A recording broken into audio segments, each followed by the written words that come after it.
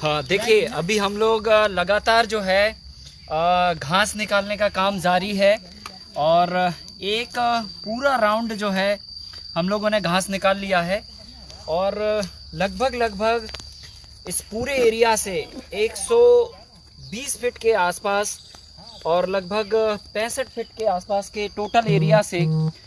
Something हम लोगों ने एक ट्रॉली के आसपास घास निकाली है, जो वजन में लगभग 500 से 700 किलो के आसपास होना चाहिए। अगर हम इसको कचरे के दृष्टिकोण से देखें तो शायद ये बहुत ही लेंदी काम था और बहुत कठिन काम था, लेकिन अगर इसको हम दूसरे दृष्टिकोण से देखें कि इस कचरे का हम क्या कर सकते हैं, तो यही कचरा जो है हमारी थाली तक अन्न पहुंचाने में मदद करता है। इसमें बहुत सारे एलिमेंट हैं, जो एलिमेंट हमें दिख नहीं रहे हैं, जिनको हम जानते नहीं हैं। अगर कोई जड़ ने तत्व उठाए हैं तभी जाके इसकी ये पत्ती बनी है, तना बना हुआ है। अगर ये घास में तना बना है या पत्ती बनी है तो इसका मतलब ये है कि इसने ज़मीन से जो फास्फोरस उठाया है वो अभी इस तने में है। इसने ज़मीन से जो नत्रजन उठाई है वो अभी इस हरी पत्ती में है।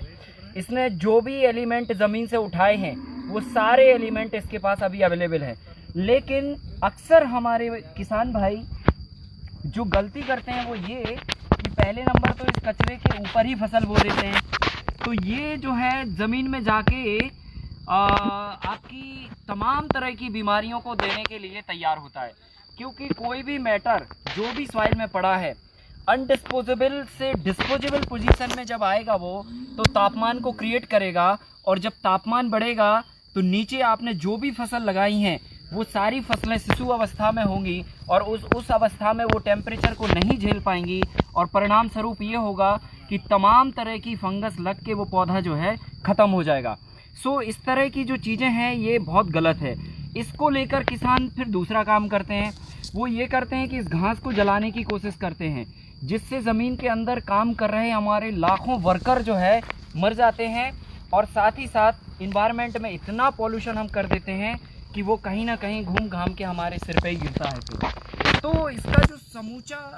उपाय है, जो सुबह हमने आपको बताया था कि या तो हम इसको वेस्ट डिकम्पोज़र बना दें और वेस्ट डिकम्पोज़र इसको छिड़काव करके 10 से 15 दिन के लिए फील्ड को छोड़ दें, तो ये जाके पूरा कंप्लीट बायोडिस्पोज हो जाएगा, मिट्टी में मिल जाएगा और एक बहुत ही बढ़िया पोषक खाद के रूप में आपकी सॉइल को फर्टाइल करेगा।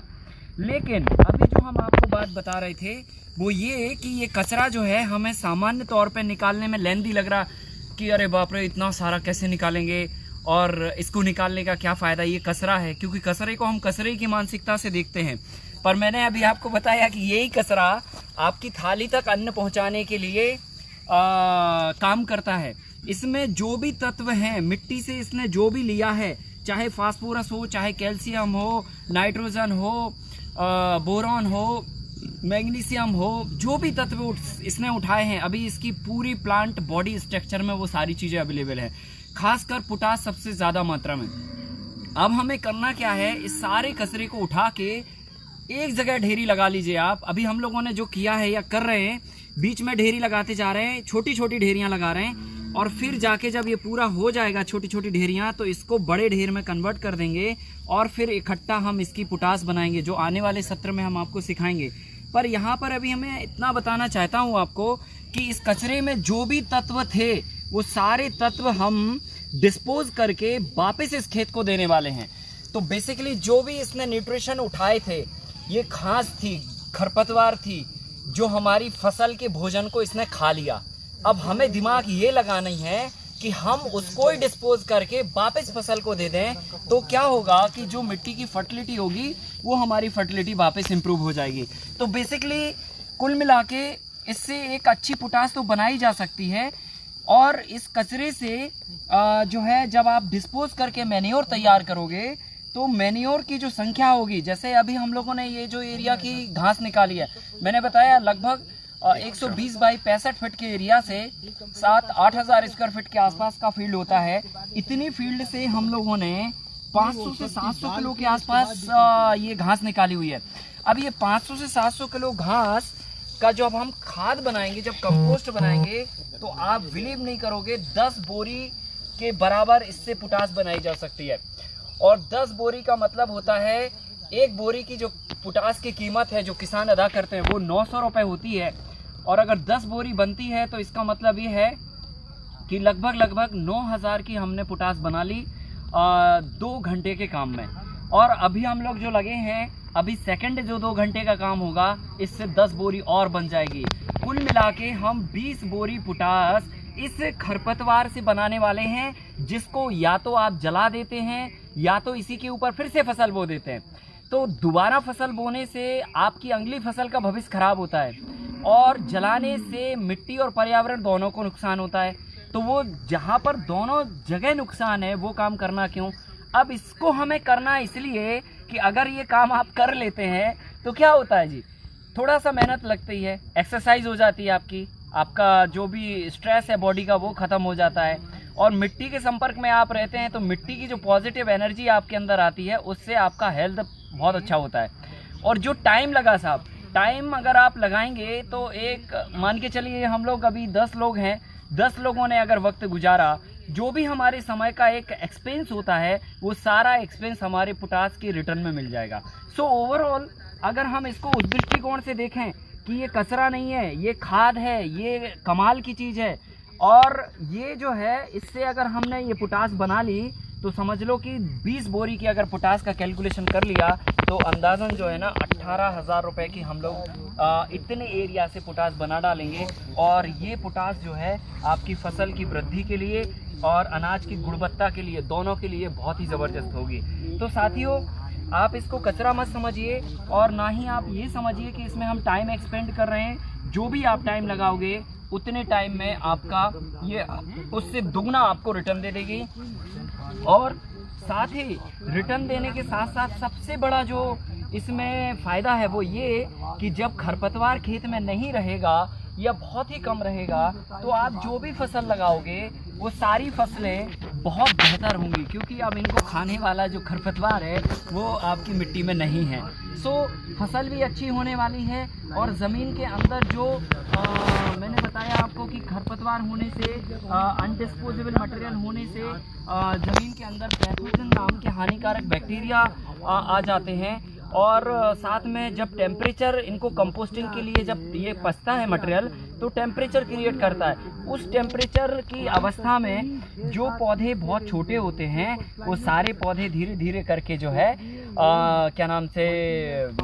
जड़ों को प्रभावित करते हैं, और जड़ें एक बार अगर सूख जाती हैं तो पूरी तरह से जो है हमारा पौधा डैमेज हो जाता है, और उस कंडीशन में काफ़ी हमें नुकसान उठाना पड़ता है। तो बेटर है कि हम थोड़ा सा श्रम डाल के और इसको साफ कर लें तो हमारी फील्ड भी क्लीन हो जाएगी, जिससे हमारे फसलों में लगने वाले कीड़े और तमाम तरह की जो व्याधियां हैं वो सारी व्याधियां भी नहीं रहेंगी, और साथ ही साथ हमें खेत को एक अच्छा इन्वायरमेंट मिल पाएगा, एक क्लीन इन्वायरमेंट मिल पाएगा, जिससे फसल और अच्छे से ग्रो करेगी। और इसके बाद जब हम इससे खाद बना लेंगे तो ये इसी की खाद हम इसी में वापस इसको रिप्लेस कर देंगे। तो आम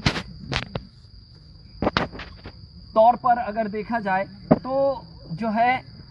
ये बहुत सरल काम है और आसानी से होने वाला है, इसमें कोई कठिनाई नहीं है। बस सुबह से आप मन बना के आ जाइए। जो पसीना आप जिमों में बहाते हैं वो पसीना अगर थोड़ा सा इधर बहा देंगे तो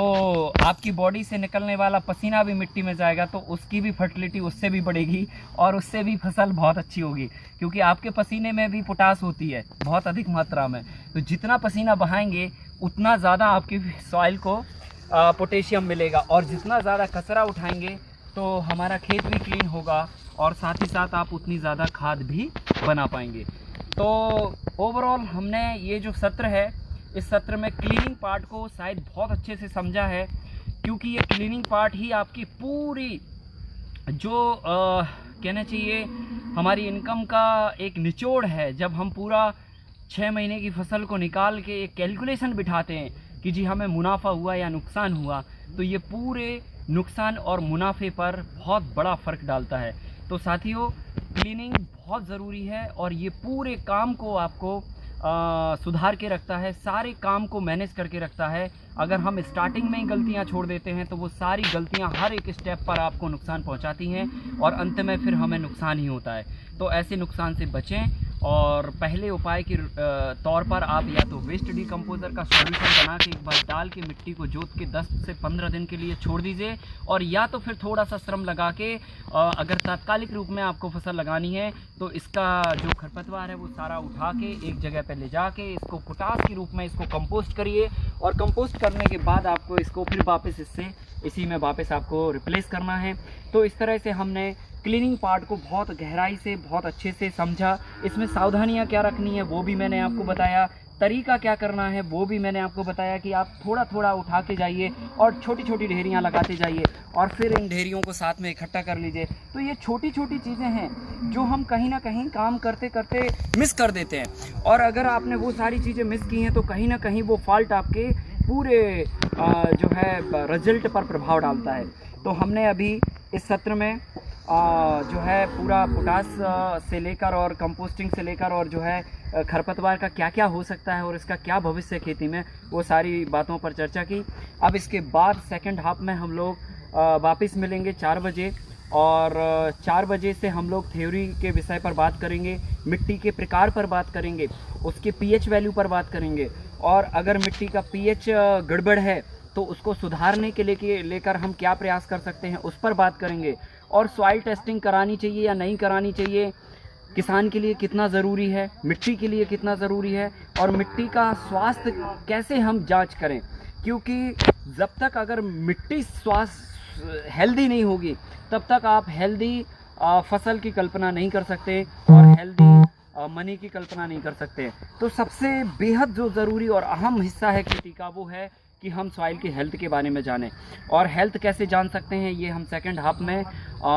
थ्योरी वाले विषय पर आपसे बात करेंगे। हेल्थ सुधारने के लिए हमें क्या करना चाहिए उसके विषय में बात करेंगे। अगर मिट्टी बीमार रही तो फसल बीमार होगी, और बीमार फसल का अनाज अगर हम खाएंगे तो जाहिर सी बात है हम भी बीमार होंगे। तो सबसे जो ज़रूरी काम है वो मिट्टी की पहले स्वास्थ्य का परीक्षण करना बहुत ज़रूरी है। और अमूमन अगर देखा जाए तो इसकी आवश्यकता क्या है, क्योंकि पहले तो लोग नहीं किया करते थे, आज ये बात बोलने की ज़रूरत और करने की ज़रूरत क्यों पड़ रही, क्योंकि हमने पिछले सालों में जो गड़बड़ किया है मिट्टी के साथ में, जो दुराचार अत्याचार किया है मिट्टी के साथ में, या जो हमें नहीं करना चाहिए वो किया, उसके कारण मिट्टी का हेल्थ काफ़ी डाउन है। मिट्टी को बुखार चढ़ा है समझ लीजिए, तो उसके बुखार को हमें ठीक करना है, और जब हम बुखार ठीक कर देंगे तो उससे आपको काम लेने की ज़रूरत नहीं है, वो अपने आप आपको काम निकाल के देगी। तो साथियों